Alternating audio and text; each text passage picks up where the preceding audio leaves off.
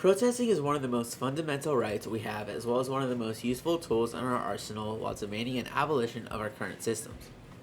Right now, protests are raging on across the United States, protesting the U.S. support for the ongoing genocide of Palestinians. This video will look at the role protests play in calling for change and the role that police play in protests.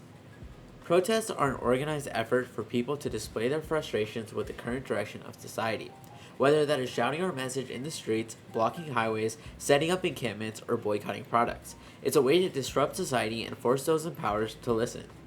The key part here is the word disrupt. People recently have seemed to forget that. As they complain about the highways being blocked or unable to get their favorite items in stock, they forget that this is how we make people listen.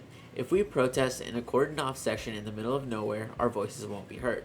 People who complain about the effects of protests on the economy fail to realize that this is the goal. The whole country runs on money, so it should be affected in order to make those in power feel the effects of the people's will.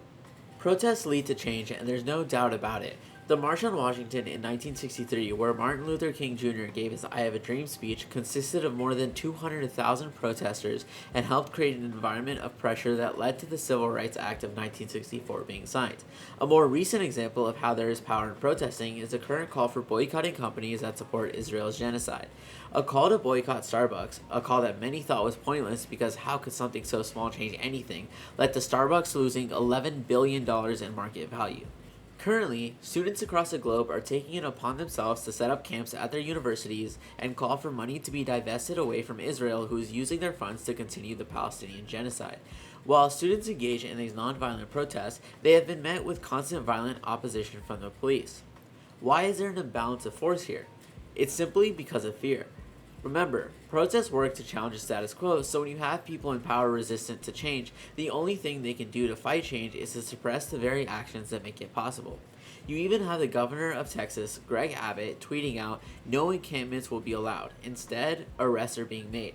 The very important point to be made here to the people who say protests don't work is, if protests don't work, why did the people in power try so hard to shut them down?